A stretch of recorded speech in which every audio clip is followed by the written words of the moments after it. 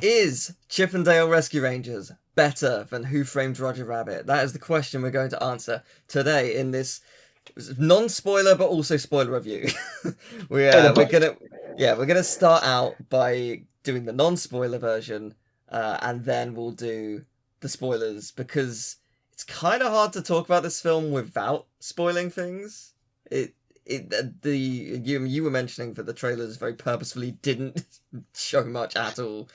Mm. Yeah, definitely. So when I first saw the trailer, I think I and a lot of people probably thought the same thing. This is either going to be really, really good or just a train wreck, just abysmally bad.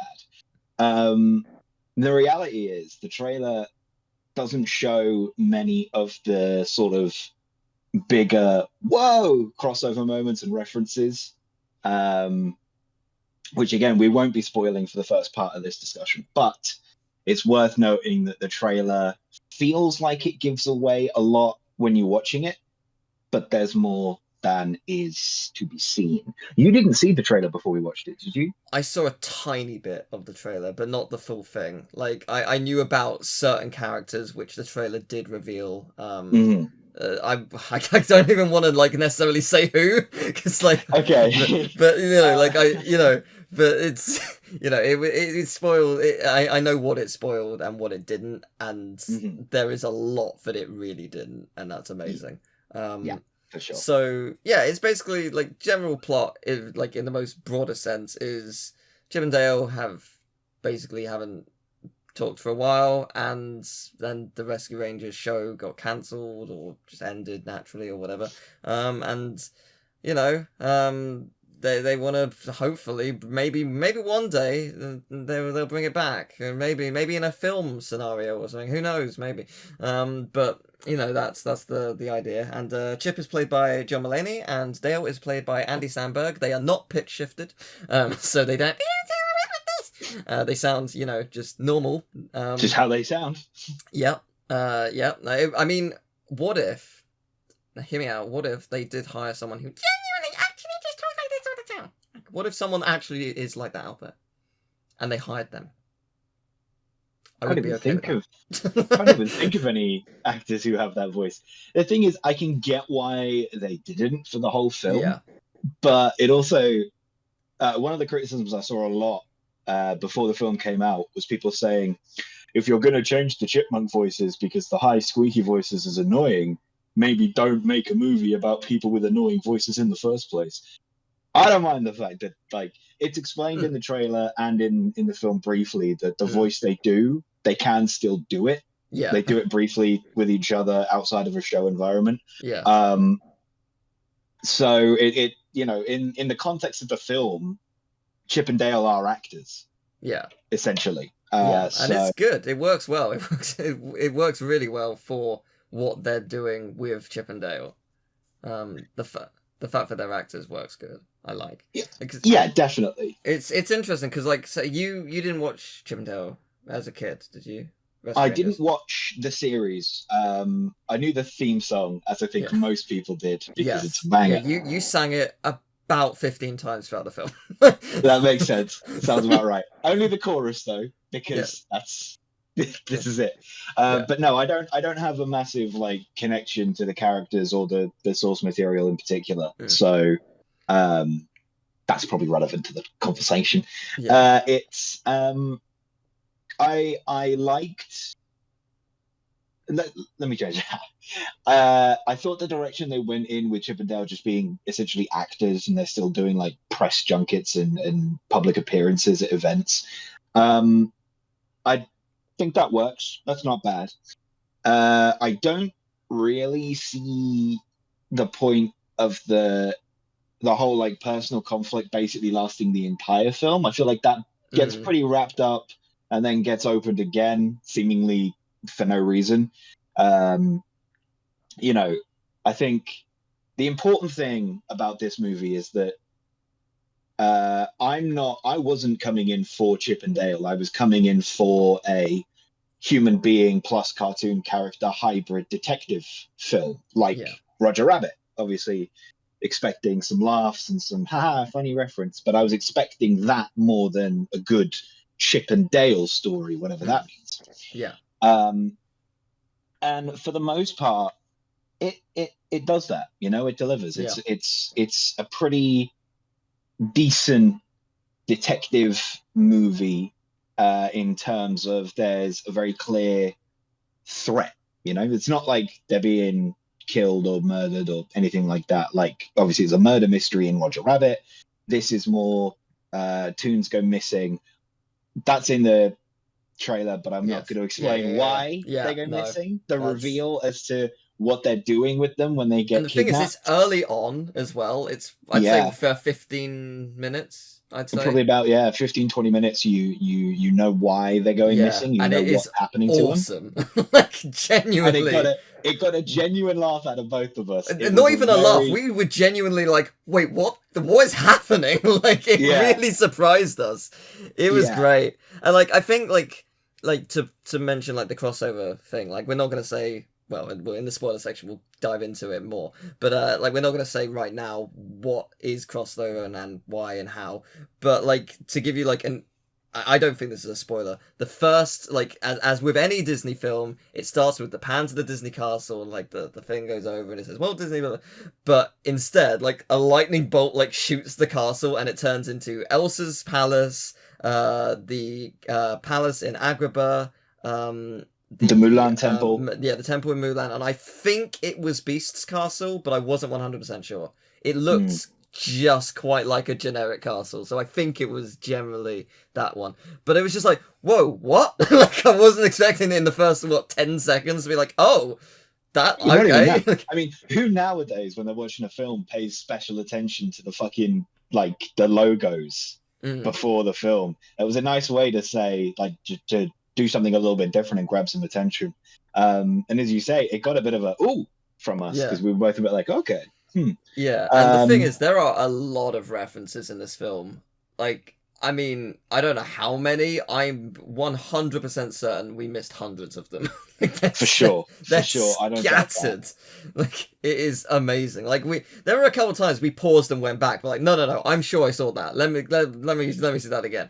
And like, we didn't do that all the time because we'd be there for literally hours. But you know, it was great. I really liked that.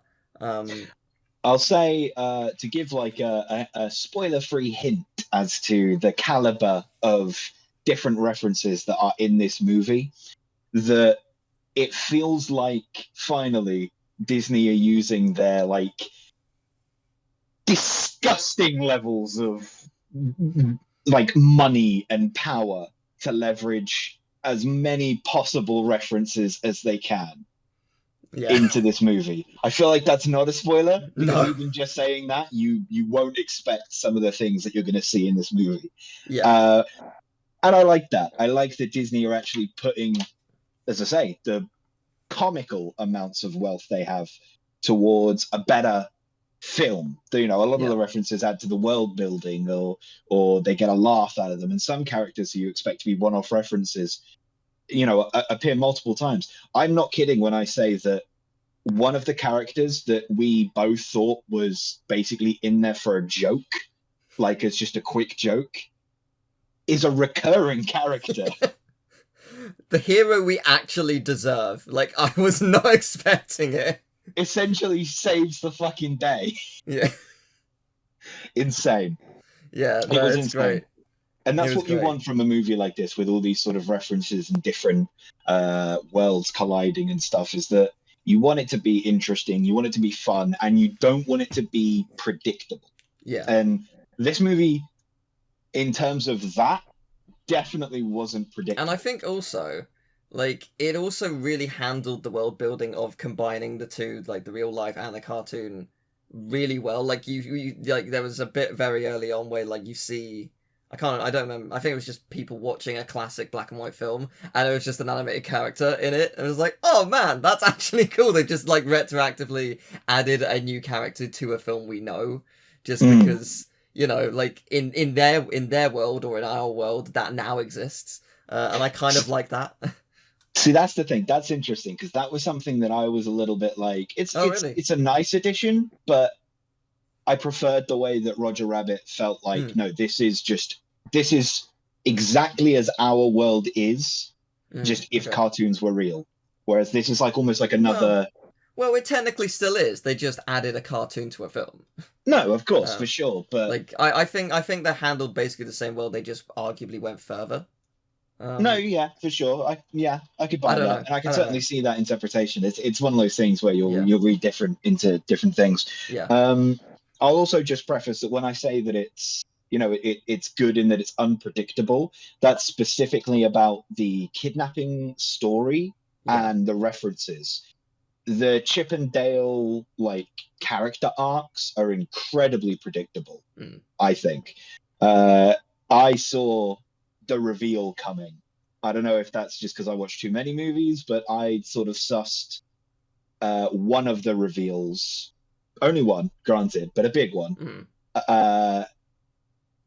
I, in my head, sort of worked that out pretty early Yeah. on. But in I guess terms of, we should also mention like animation styles, because there's a couple like blending in, because like Chip is still 2D, Dale is 3D because he had like 3D surgery or something. yeah, But there's also I can't remember what the name of the detective is. stop motion. Played by Sergeant Putty. Yes, played by J.K. Simmons. It's stop motion animation. It's done really well in places. There's some really cool things that they do with it. Like just like the first time you see him, like he's got like just things on his back because he's putty and it's like he's walked into it or whatever. Just like little jokes like that is great. When he's taking fingerprints, he puts his putty onto the surface and then just peels the skin off. And it's like, take that to the lab. Yeah, that's great. It's fun. There's some fun things there that are quite enjoyable. If we're talking about the animation, then one thing that was disappointing based on the trailer was that Chip is very obviously not actually 2D animated. Yes. He's a 3D model with like lighting and cell shading to look 2D. And I was a bit worried that would be what they do for every character that might appear in this. If they're a 2D character, they'll get this weird cell shaded 3D makeover and it won't look the same. But thankfully, there is still some 2D animation elements in there. The animation for the sort of action scenes, let's call them. Yeah. I thought this wasn't amazing. No, it was serviceable. Yeah, was like fine. they when they're running quite slow. It felt like the issue with the animation for the action scenes in particular is that there's no like kinesis. It's not very flowing. It doesn't feel fast. It doesn't feel satisfying in a lot of ways. That's specifically, I should stress, for Chip and Dale, because some other characters have a very interesting dynamic. Again, we won't spoil. Yes. But near the end of the film, a character has their own sort of action scene, and it's animated very well and very stylishly, and it's quick and it's clever and it's smart and it's fun to watch. And that's the sort of thing that I would have wanted from more of them, just like you guys probably would have wanted me to iron my shirt before I started filming. But I know there's someone in the comments who's distracted by it, and I've acknowledged it now, so you can't make fun of me. That's the rule. But I think generally, that side of the animation is a bit of a miss for me. But because it's a hybrid film, you don't really notice it until it's supposed to be an action scene, at which point you then go, that feels a bit clunky. Without spoiling, we're going to compare this in two ways. The world building on the combination of real and cartoon, and the film itself. In terms of world building and how it's handled, versus Roger Rabbit, where do you sit? I wouldn't say it's better, because I think that is unfair to Roger Rabbit on the basis that Roger Rabbit is such a masterpiece. That was 89, right? Yeah. That's what a revolutionary film. Absolutely. An insane level of detail and class and just brilliance. But in terms of world building, how they handle it, the references that are there, how cool it is, I think it's on par. It's different, but it's on par, I would say, for me, personally. I really like what they did, and how they handled it. And I think you're probably not going to say the same. Well, no, I think about it, and on par, I'm not sure about. But again, I think the important things to note, as you say, is that Roger Rabbit was from '89 and this movie is from 2022. Times are different, animation's different. The money that is spent on these movies is ridiculously different. I'm sure Robert Zemeckis would have killed to have the budget that this movie had back then. I mean, we don't know what the budget actually is for this. As far as we're aware, the budget for the Rescue Rangers reboot hasn't been linked, but just based on, as we say, the caliber of like source materials they bring in and stuff like that, I imagine it would be quite high. 100 million, maybe. Maybe even higher. I mean, that's a lot of money though for a Disney Plus exclusive. It wasn't released in theaters, was it? Or was it? I don't believe so, actually. Yeah, it was Disney Plus only. And I mean, Disney Plus does rake in a lot of money. Like, I think Disney Plus has like 100 million subscribers now, which is like every month that's near $1 billion. Like, that, in fact, in terms of dollars, that is $1 billion. So, well played. Like, you know, well done. Good job, Disney. That's nice. But, nice. Good for you. Yeah, but, you know, that's still a lot of money for one film. For sure. So... That's not going to make bank at theatres, but... But then again, it's Rescue Rangers. How much would it actually make at theatres? Because it's very much like it's people who watched it originally and kids who might enjoy it now, and the rare few who are curious. Versus now Disney Plus is like, oh, I've got an afternoon free. It's at the top of the page. Sure, why not? I'll give it a watch. That's the trick here. I think this is the one of, if not right now, the best example of a movie that is a perfect fit for being a Disney Plus original. Because it's the kind of movie where, as you say, a lot of people, some people, a small minority, will be actively interested in checking it out. Most people will see the trailer and come to their own conclusions. And some people will just say, yeah, fuck it, let's try this. What is it, Chip and Dale? Yeah, we'll try this. We'll try this for tonight. So it's going to reach more people here than it ever would if it had a theatrical release. Yeah. To go back to the world building, as I say, I don't necessarily. No, you're all good. I don't know if I'd necessarily say it was on par, as I say, because I think that given all the technical differences, I think it's difficult to draw that kind of comparison. I think if we were looking at Roger Rabbit at the time versus Rescue Rangers at the time, I would give the edge still to Roger Rabbit slightly, just because it's for 1989. Yeah. How the fuck did they do this? As you say, and nowadays it's more like, okay, we know how they did this. A lot of money, a lot of hard work here and there. You get it. Yeah. I think the only other thing that I would want to say with relation to Roger Rabbit versus Chip and Dale for the world building is Roger Rabbit felt a lot less not self-aware, but self-aware in a very meta sense. I think I mentioned this to you when we were watching it. We did a little watch along. It was very cute. It was. If we were in the same room, I would have been stroking your face as we were watching, but I could not, so... Man, especially that scene where Chip and Dale kiss. Oh shit, we said no spoilers. Oh no. That's definitely a thing that is absolutely 100% real, because as we all know, Disney are amazingly in favor of that kind of thing. I didn't even have that in my mind when I made that joke. And now I'm down a rabbit hole, so I've got to dig myself out here. No. Yeah, Roger Rabbit. This is a chipmunk film. You've got to break out the rabbit hole. It's not that anymore. It's a chipmunk sewer, let's say. I don't know. Sure. All right. This is why my videos are scripted now. So the other thing with it is, Chip and Dale is very pleased with itself in the sense that it's been able to do it on this kind of scale. And it should be. It's a big achievement.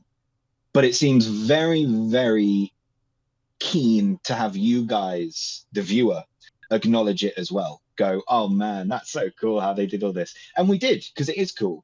Yeah. But what I liked as well about Roger Rabbit is that it doesn't really come up a lot that toons and humans just sort of live together. It's just this is the world, you know, and when they interact, they talk like this is normal for them. Whereas in this movie, when a character sort of talks with an animated character, a lot of times they'll bring up, you know, the film they're from and the franchise and the company behind it, and you know, maybe some of that is down to the licensing. We need to get the brand names in, but some of it also might be, or comes across, I should say, in the way that it's delivered as like a, yeah, bet you didn't think we'd get these guys on board, huh? But look what we did, huh?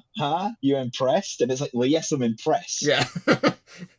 But actually very in some cases, but absolutely. Some of it I was like, that deserves it. Fair play, you've done well. But again, it doesn't like fulfill me in terms of being lost in this world like Roger Rabbit did. Yeah. And then another comparison to Roger Rabbit, or the other part of it, not world building, but is Chip and Dale a better film? No, thank you for watching. No, it's not a bad film. Like, I can't stress enough, it's not a bad film at all. It's a lot of fun, and as we mentioned, like the references that are there, it's actually like it's really cool. It's really clever in some ways. But Roger Rabbit is just timeless. And if you're gonna try and beat Roger Rabbit, you need to have the greatest film ever. Like, it is pretty much. It's near impossible. It just is. Roger Rabbit is legitimately timeless. And it holds up today.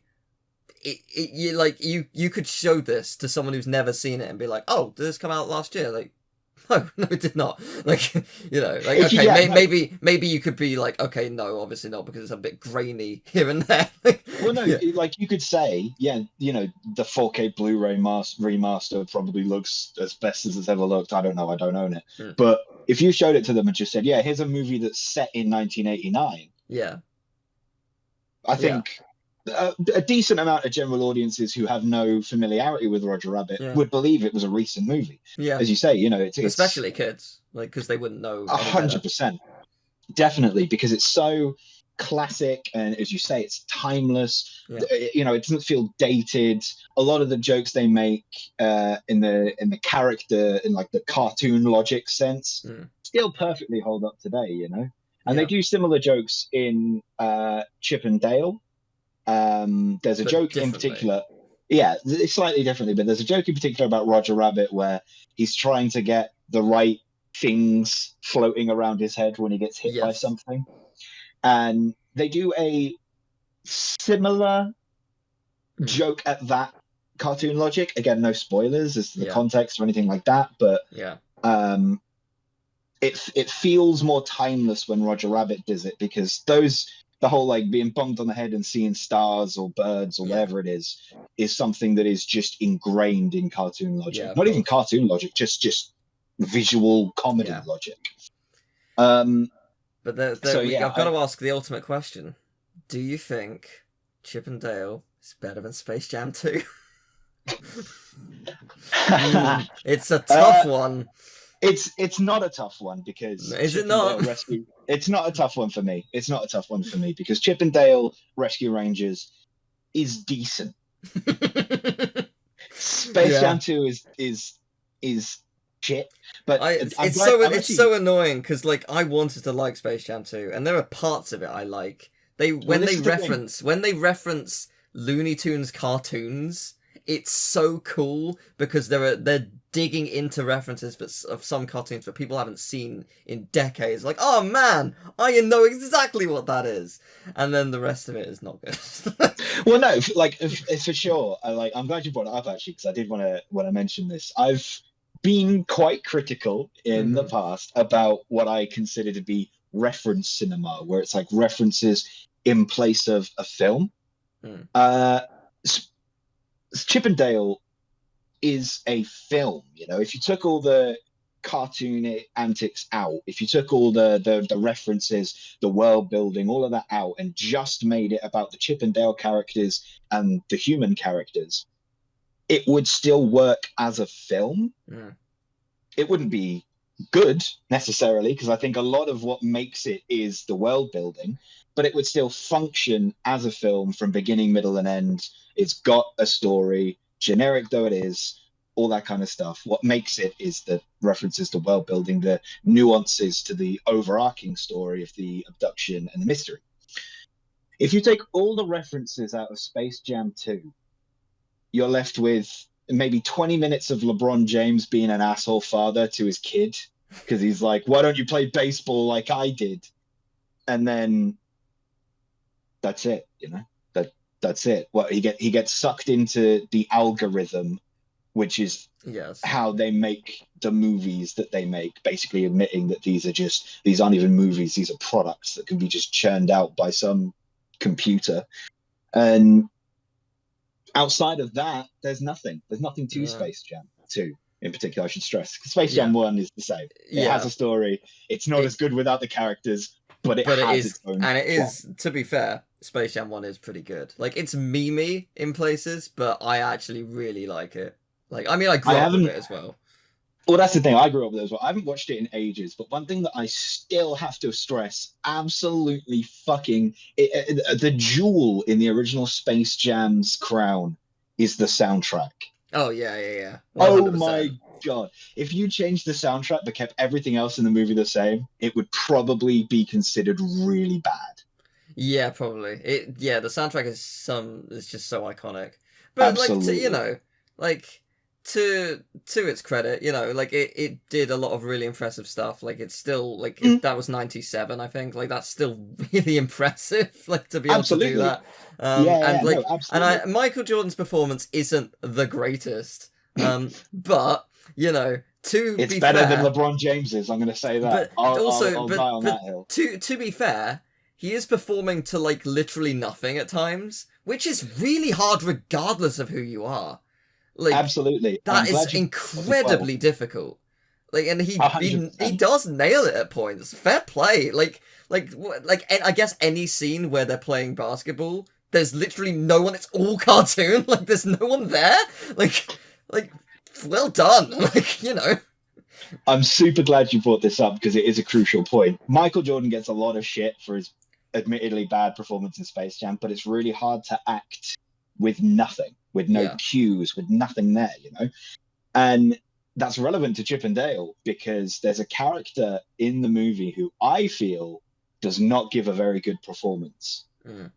And they're an actor. They are an actual performer.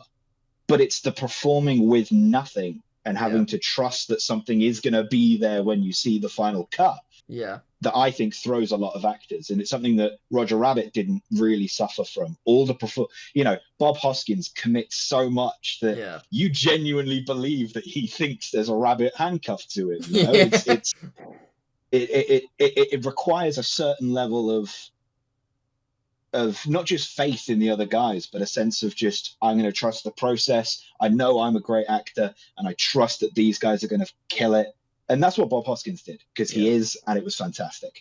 And there's a character in this movie that suffers from the Space Jam syndrome of struggling to act against nothing. Yeah. And it is hard. But that's also a reason I would say that Roger Rabbit is the better film, is that I wonder if the actors actually had time to, work with people on how to act with nothing there. But it's something that I don't think was given to the live action actors in this movie, unfortunately. Yeah, probably not. Well, I guess we'll I've got a Spyro notepad of notes from spoiler stuff. I guess we'll move on to spoiler stuff. So if you want to watch the film, and I still think I recommend watching it. It is a good time. It's an hour and 38 minutes, 10 minutes of that. Something like that, yeah. 10 minutes of that probably credits because Disney Plus has an extra 4 minutes of credits in different languages tacked on, so it's probably a little bit short of some hour and a half. It's a great time. We at one point, in fact, we paused because because we were watching it. We were sharing it with each other. We both have Disney Plus, but we were sharing it so we could watch it together. And we were, and it desynced at one point just because of one of our internets, I guess. And we were like, oh, let's pause it and go back, and it will resync itself. Because you just need to pause and it fixes itself. And we were just like, oh wait, we're like 50 minutes in. We didn't even realize it. Didn't feel like it at all. Yeah, the movie definitely flies. The pacing is pretty strong in that regard. This could have easily been a 2-hour slog. Yeah, but thankfully it plays to its strengths there as well. I would say that the movie is definitely worth checking out. I wouldn't necessarily go out of my way to watch it again. But it's something that I could throw on if I had friends around. That's interesting you say that, because I'm tempted to rewatch it just to see the references. Okay, I kind of want to do it's like a puzzle in like a sense. For the references, maybe. For the film, no. But it's worth checking out for the references, and you might find yourself wanting to go back and pick through all the other references. Yeah. The trailer, I think, as I say, doesn't really give enough away, so I would recommend checking it out if you've got nothing else on. If you're a big fan of Rescue Rangers, I'm actually not sure how much of it you'll like, because it doesn't feel like a Rescue Rangers movie so much as a Chip and Dale movie. The supporting cast of Rescue Rangers are barely in it, really.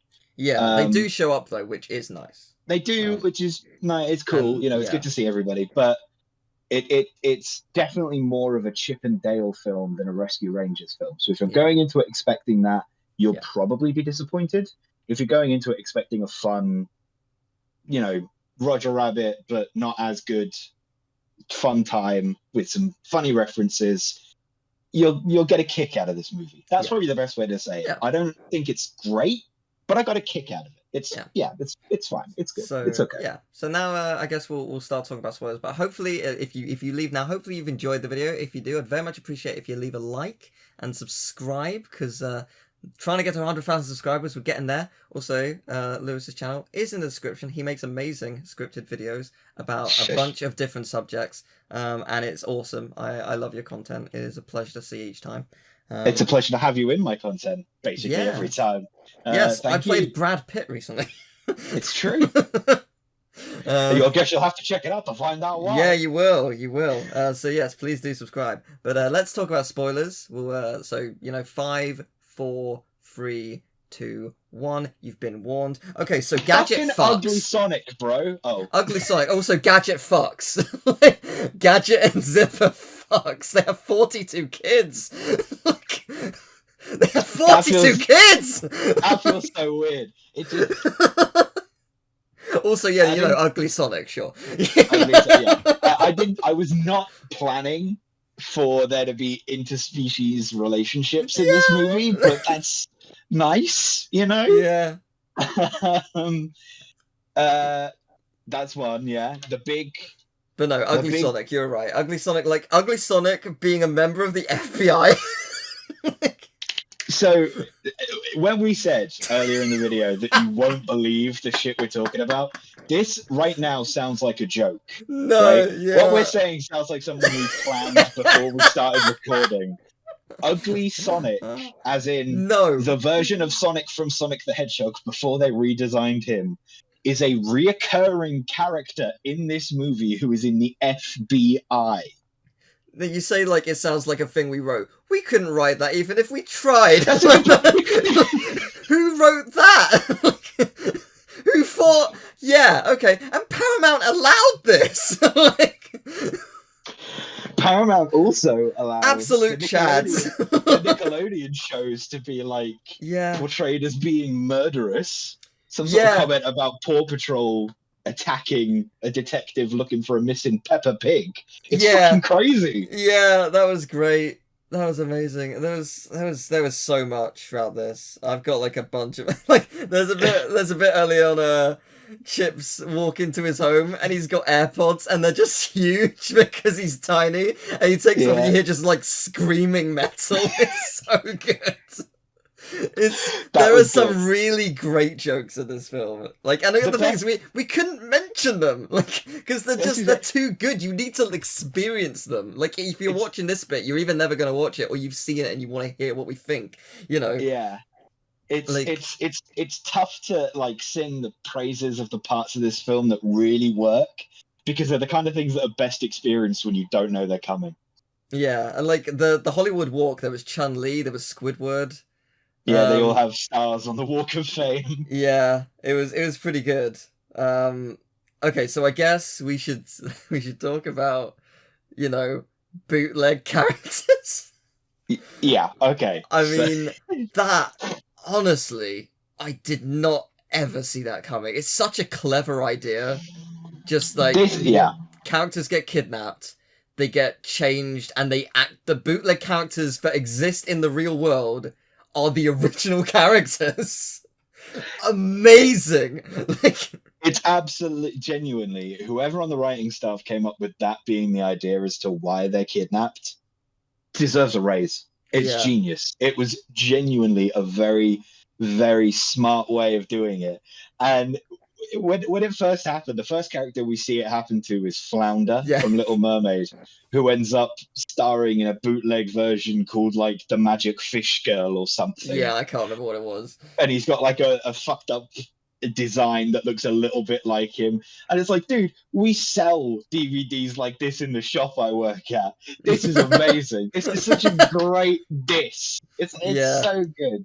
I mean, I mean, maybe there is a reference and we just didn't spot it, but I was really hoping we were going to get, like, Ratatouille or something, like, a genuine, like, super famous, dumb bootleg. Proper bottom of the barrel. Because the thing is, if that actually is in the film somewhere, if there is one that's in there, that means Disney had to pay them to put it in.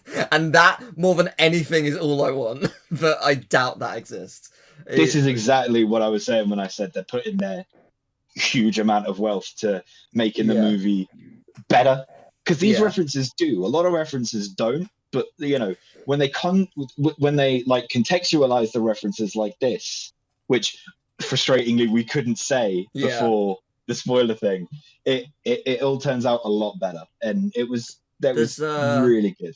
Like we were trying to like discuss about how much money it costs to, because we had to, like, without working in the industry, without being part of this kind of thing, like, directly, there's no way we could know how much it would cost to, say, put this DreamWorks character in or whatever. Like, that Shrek is mentioned, and there's, like, a Shrek and Donkey, like, figure, not the character directly, but, like, well, the character, but, like, not the actual, merchandise. So, like, how much does it cost? Because that's still the image of Shrek and Donkey. How much does that cost? Versus how much does, like, but, like, one of the big points, was My Little Pony. Earlier on, I was like, wait, there's the My Little Pony logo in the background at the like Comic-Con or whatever it was. And then later on in the film, they go back there and you see all the main six. And then later on, you can see like the polar bear dude talking to 3D Baloo from Jungle Book. And behind the polar bear, there's the My Little Pony logo, except it's not the My Little Pony logo. It's like it was my Dinky Poodles. That was it. So you can't actually, like, when you first see it, you just see like the pink like circular outline and a P. So you're like, oh, that's My Little Pony. That is the logo. And then when you actually see it, 40 minutes later, maybe more, like you actually realize, no, that's not the My Little Pony logo. They use the characters. The characters are the exact same, but the logo is not. And you made a good point. I wonder if using the logo itself actually costs more than the characters, because My Little Pony as a brand is still going. Exactly. Those characters are done for now. They've moved on to a new set of ponies. It's a new series, so I guess it's cheaper to use those ponies but not the logo. I don't know. Almost definitely, a brand carries more weight in worth with it than the characters from the brand more often than not, unless you're something like Riddick, if you remember those movies. Don't lie, no you don't. But going back to the DreamWorks part, as you said, like some of it almost feels, now I'm thinking about it, maybe it's a little bit of a dig, right? Because there's a scene in the trailer where a Beowulf-esque character gets knocked over by Pumbaa from The Lion King, and they're both voiced by Seth Rogen. And they laugh at the Beowulf guy. He's like, "You've got weird dead eyes." And then all of a sudden, a mantis pops up on his shoulder, or on his tusk rather, and he's voiced by Seth Rogen too. And then some blob alien comes out from the back, and he's voiced by Seth Rogen too. Now I wonder, bearing in mind that they've obviously paid to at least mention Shrek, if they paid to get Mantis from Kung Fu Panda and Bob from Monsters vs. Aliens, which are also DreamWorks movies, or if they just had some non-brand specific praying mantis character and blue blob character. But in either case, it was a good reveal. It makes that scene way better than the trailer ever made it look. That was, when I saw it in the trailer, I actually genuinely rolled my eyes. But then when those two come in, it adds something a little more to it and actually made me giggle. Yeah. But in terms of if they paid for that, I don't know, because again, this is, and also this has got to be much. How much? If so, how much? The Uncanny Valley section was great. Like the guy who was stuck on the fire hydrant. I wanted to see more of the Uncanny Valley. Yeah. There's a Muppet in there, or a Muppet-esque character. Oh my god, there was the when the beginning Sergeant Putty, there was like the sock puppet guy who showed up for one scene. Yes! That was so good! There's just some sock puppet. Yeah, that's the only time they showed up, but that was such a good joke. Like, it's just like, no, why the hell not? Just keep going. Why not? Brilliant. That's the thing, though, as well, that I think elevates this film from Space Jam, is that it clearly had a creative vision. I think the director behind it, I said, it was another one of the Lonely Island members. Right, yeah. Obviously, Andy Samberg is the lead. Yeah. And it seems very clear to me that he was like, listen, if we're going to do this, we're going to do the best we can. Yeah. We're going to have as many different animation styles as possible. We're going to have a sock puppet for one point. That's it. We're going to do it. And generally, for the most part, it all lands. And it all lands pretty well. You know, the best bits about it are those moments. There's the bit when they're in the sewer and they pull like the hair of a doll.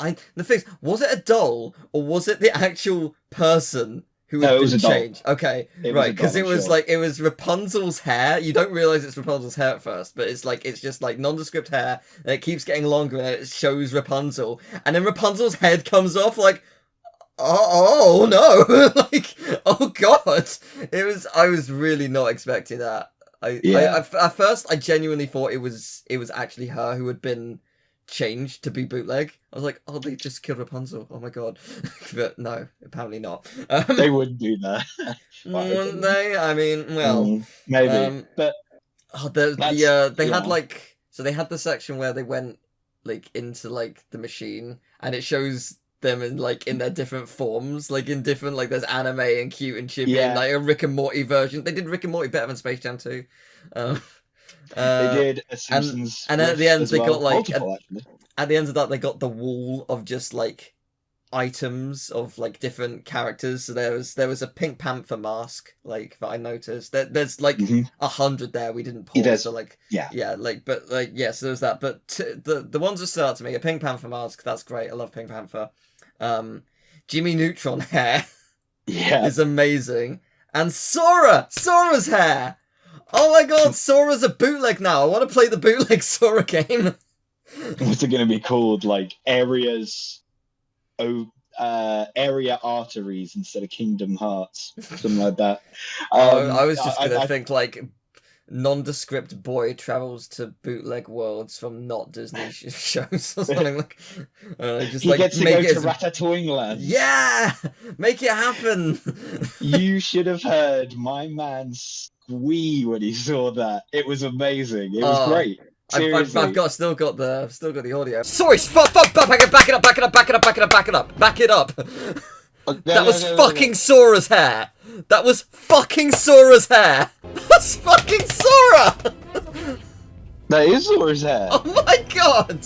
Because I went back and I was like, was it actually? Because I wasn't even, as I say, a lot of the references are so unexpected that To you've be got to like, give it to be props. fair to that one as well, they actually like do a proper zoom on it, like or a close Mm, up. Like you actually you it's not like it's hidden in the wall of 100. They cut to that one so you can see it, and mm. that's I don't know if it's because like Disney execs know that Kingdom Hearts is growing in popularity more and more, or if someone on the team is genuinely a fan, but lots of love to it. Actually, Kingdom Hearts is showing up a lot more. It's in the Proud family, the new show of the Proud family. That Is like it? one of the characters is playing an alternate version of Kingdom Hearts.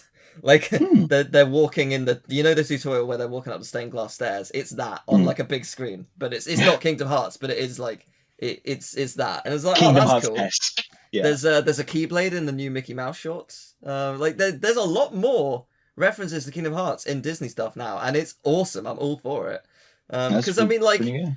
like regardless of your stance on Kingdom Hearts, it is there's no doubt it's been such a huge phenomenon as a game, just because it's been going for 20 years.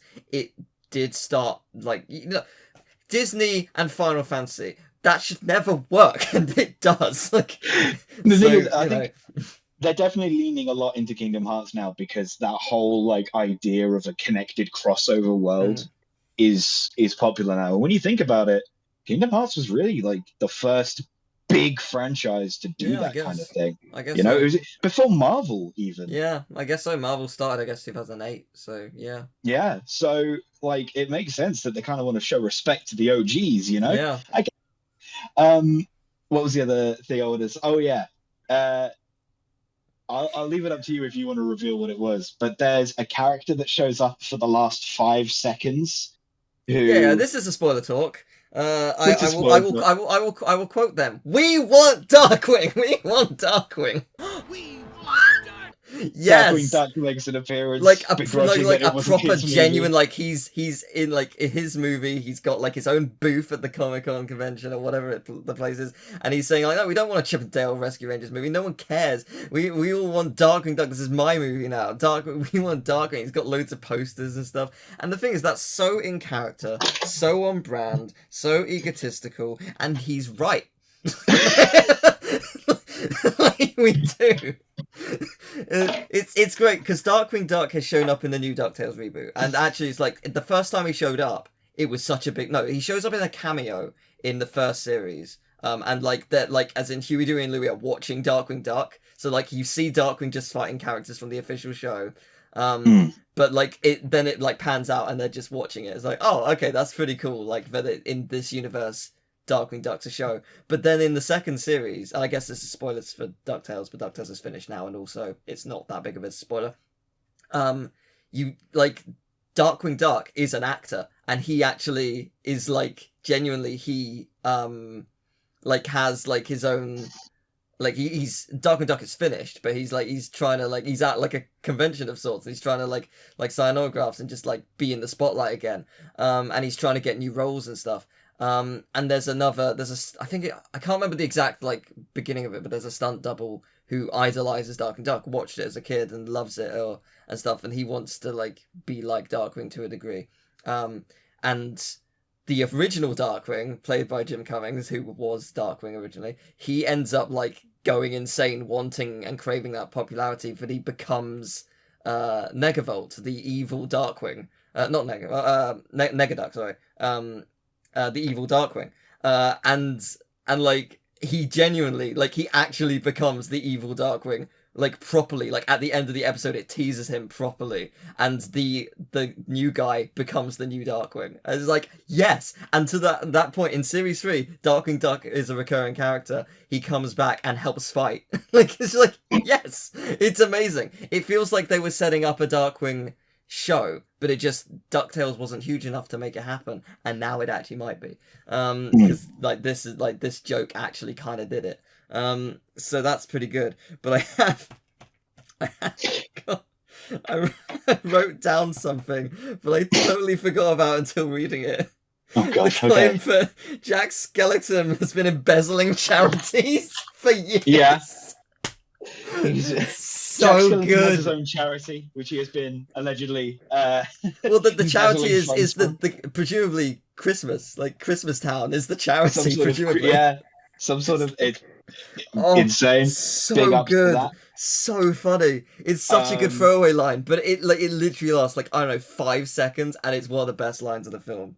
There's a Peter lot Pan. of there's a lot of like very adult reference. Peter Pan's in the trailer. Yes. He's revealed to be the mastermind behind it all. Yes, Which of is sorts. to an extent. I mean, well, it's not even like normal Peter Pan. He's like middle-aged, like or beer belly Yeah. Peter Pan. They do like this whole thing about how fame can like warp and ruin child actors when they start to grow up, which is a little bit on the nose for Disney to be doing, given that they're the worst for that. If you look at previous kid stars.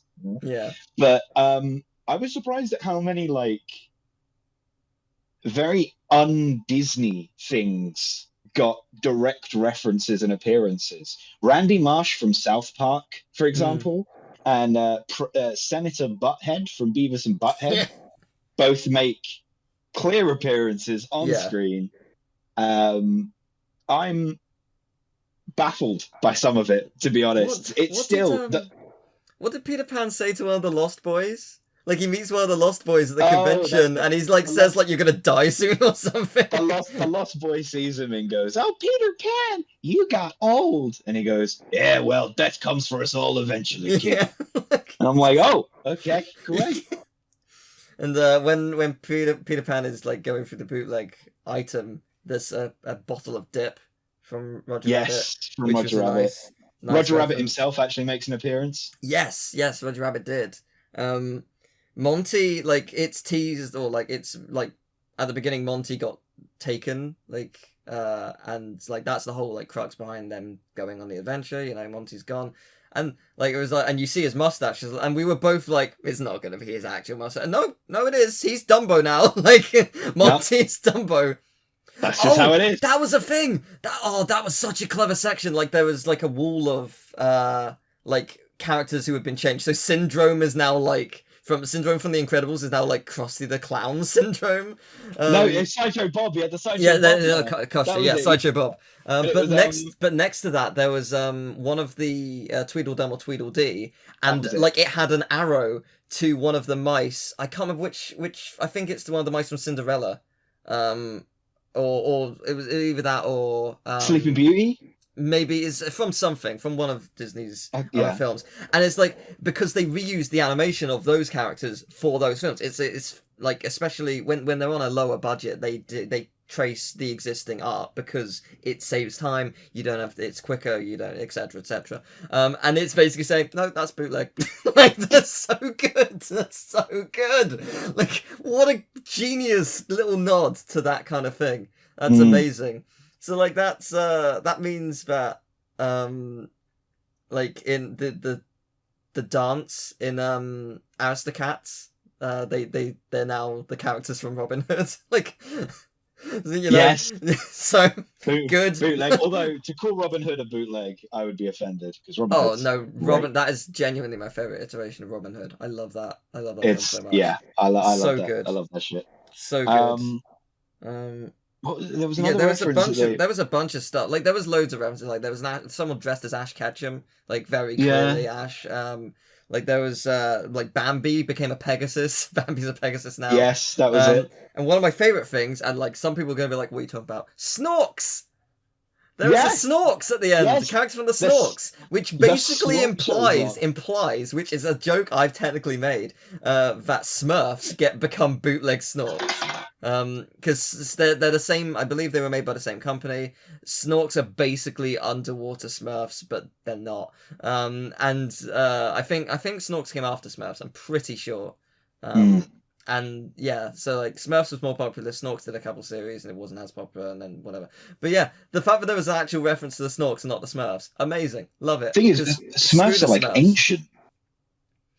Yeah, but like they've had new movies though. They had movies like within the last decade. Had movies, yeah. But the Smurfs like started as a comic series in like the 20s. Oh yeah. I think they got like a TV series in like the 50s. Don't quote me on that, but I think I thought it was later, but maybe it was that earlier. It might have been later, to be fair, but definitely in my mind, the Smurfs it equates like old television. So definitely the Snorks would be seen as like a, what the fuck is this? This is the Smurfs. Like the Flintstones is like the 50s. Oh, I've noticed another note. Yeah. Dale's surname is Monk, but Chip's isn't. So it's not Chipmunk, it's Dale Monk. Don't know what they're not brothers. It was confirmed they're not brothers. They That's are true. just friends. So Dale Monk and Chip That's annoying. something. No, it's That annoys brilliant. me ever so slightly, but in the Love it. exact way that they meant. So I'm fine with it. Yeah, that's great. I think that's all my notes on like specific like references that I really wanted to mention. I don't think there was anything else. It was just there was a lot of really cool things. Like there was a lot of it, like references just scattered throughout, and it was just fun. It was just really good fun. It's for me it's a movie of moment. That would be how I described it. Yeah, there are individual moments in the movie that are really, really cool and work really well. And there are moments in the plot that are really effective and really smart. And I'm going to wave this pencil around a little bit more. But ultimately, the movie itself, from start to finish, I would, as we were saying earlier, it was like, I probably wouldn't rewatch this movie, like go out of my way rather to rewatch it again. You said you would. I would probably go out of my way to watch certain scenes again, certain individual moments. I'd look them up on YouTube, but I don't know. I do you know what? Especially like if the like bootleg reveal is posted as a clip on YouTube, I want to watch it for the comments alone. For sure, like actually, like looking at comments to certain things is amazing. Like that's I'm not going to say anything about like spoilers or plot or anything, but the Owl House in particular, the fan base is so good because like whenever a new episode comes out, like spoilers are tagged. We're a very good community. We put TOH spoilers, so you know it's going to be a spoiler, and like if you block it if you don't want spoilers, etc. And it's so wonderful to see just so many people getting so emotional and loving everything that the series is doing, because it's a really progressive show and it's just really lovely. So it's like it's always really it's really wholesome to just, as soon as I watch an episode, look up what everyone said, just because it's an added layer of feel good. And that's what I really enjoy about certain things. That or like people inevitably upload spoilers to Marvel films. It's always good to see like I won't say why, the newest Spider-Man film, like whenever like things happen in that film, that people inevitably uploaded clips, and seeing people's reactions in the comments are great. Like it's just really cool. So like that's something I enjoy doing, at least. And I'm sure this film will probably invoke the same sort of thing, just because it is off the walls crazy at times. That's the thing I appreciate most about it, though, is that it's very weird, and some of the references are odd. Any movie that creates a world where E.T. versus Batman is an actual film. I forgot about that. That's the one I remembered. That's the one I was thinking about. Yes. Oh my god. It's very clearly setting out to make people go, what the fuck?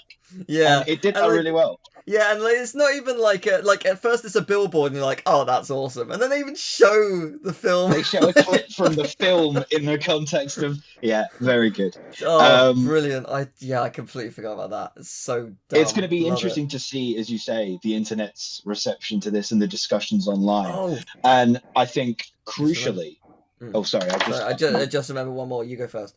I'll just make this point quickly. I think that the people who were involved in this movie should definitely come out and basically say, listen, the trailer does not do this movie justice. I know they weren't allowed to before the film came out.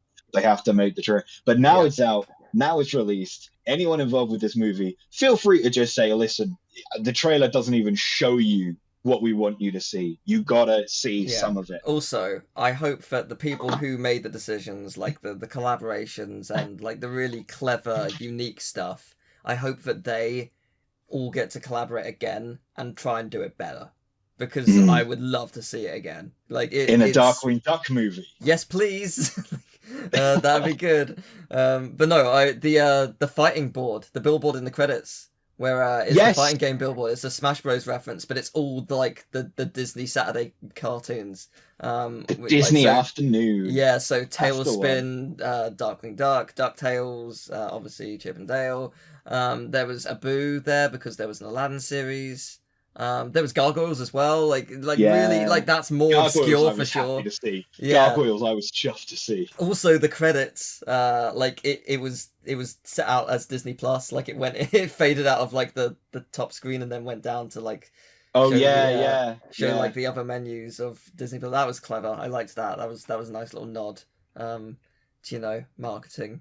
It's like, did you know you just finished this film? There's a lot more you could watch. But I mean, yeah, it works. Like I can't. I mean, we're here already. Why not? Like fair play. But no, I liked it. I had a good time. It was lovely. It was lovely to watch it with you and chat about it because it was the great thing I knew was gonna happen from this is I am not intelligent enough to depict why a movie is good or bad, but you are. So it's nothing to do with intelligence. It's just a very specific information set. It doesn't have anything to do with an intelligence thing. This is something that I fight for, right? You are allowed to like movies and not understand why you like movies. It does not make you dumb. I studied media. I should know. But I don't. No, I can spot editing mistakes. I can't spot why I like it. It's a skill. It's a language skill. You'd think I'd be able to do that since I review games, but no. Hey, games are a whole different. Yeah, no, thing. It's very different. Movies and games are very different. Certainly, yeah. But yeah. No, it was. Well, I appreciate that, and I am happy to be a part of it. I'm always happy to talk about movies. Thank you for having me. Always a pleasure. No, absolutely. And everybody go pledge to Teal's Patreon so we can afford to make our own Darkwing Duck movie. Oh yeah, that's definitely gonna happen. Absolutely. Yeah, I'll make the cape. But no. When there's trouble, you call DW. I can't believe I remember that lyric. Yeah, I mean, yeah. Have you ever seen Darkwing Duck before? I've seen one episode. Right. I think you mentioned it to me like a decade ago. I watched one episode and thought it was good, but I remember the theme song being a banger as well. Oh, the theme song is phenomenal. All of these Saturday morning cartoons had such cracking theme songs, man. It's an art that's been lost nowadays. Yeah, no, it is. It was great. I do recommend it. The first episode is a 2-parter, and it is genuinely like it sets up every character so well, and it does get emotional at times, and it's just brilliant. And it's you really get a feel for it all. The only downside to that is there is like an extended version of the very first scene where Darkwing is actually chasing down the bad guys, like in a proper action, like motorcycle scene. And in the like Disney Plus version and every version post the VHS release, it just cuts from the intro screen to Darkwing just flinging them into a jail cell. It's just like, what? Why did you cut out this like 2-minute epic scene? What? Why? Like I don't know. It's weird. That sucks. It does suck. They always do that with their movies, though, man. Disney always tweak shit, weird shit that like doesn't need to be changed. I don't know. I've only seen it on the VHS. Any version I saw on TV or DVD or Disney Plus, it's not there. I don't know why. Maybe it was made exclusively for the VHS. I don't know, but it's not there. So, but no, it's can recommend Darkwing Duck. Can recommend Chip and Dale. It was a fun time indeed. More fun with you. But yes. Very kind. Please do leave a like and subscribe to both of us if you enjoy what we're doing. As I say, I'm trying to get to 100,000 subscribers. And so are you. You're just a little bit further away. I think we're all in different steps to the 100,000. To be honest, I'm happy with 200 right now. I'll level with you. Not 200,000, just 200. It's fine. Yeah. I'll take 200,000 if you're offering. I'll take what's coming. I'll take what I can get here. But yeah, if you like weird, nostalgic British shit, conversations about movies and TV shows I have a new idea for a show. My brother introduced me to a show that I want to talk about already because I fucking love it. What's it called? That would be telling, you see. You've got to subscribe to my channel to find out. It won't be out for another 3 months anyway, so you'll have forgotten. But yeah, it would be really cool to see you there. And of course, Teal is here, there, and everywhere on my channel. So Yes. lovely stuff. But as Yes. always, my man, it's a pleasure to work with you. It's a pleasure to do these things with you. And thank you for having me. Always Yes. flattered to even be asked. Yes. No, thank you. It's been great, and yeah, we'll be back for Darkwing Duck the movie in 2024. If that happens, Which- no, I genuinely, I will actually it's- scream. I feel like they've got to have tested the waters with that, though, is the thing. Yeah. And the best bit about it being Disney Plus now is anyone who watches it and goes, "What the fuck is Darkwing Duck?" can just look it up on the Yep. same website they just Yep. watched the movie on. Exactly. That's what Exactly. it's for. That's what it's there. It could be. I mean, hope so. I presume they've got like a thing where they can see exactly how many clicks on an episode it Almost has. So like, so definitely. they can see like, oh, actually, there's been a spike in Darkwing Duck, you know, or there's been a Almost spike in the definitely. original Rescue Rangers, and they haven't just stopped at episode 1. They've watched 2 to 65 as well. You know? Yeah. Now that this movie is out, I think Disney are going to be paying very close attention to the Yeah. viewing numbers and the retention rates of their old cartoons. 100%.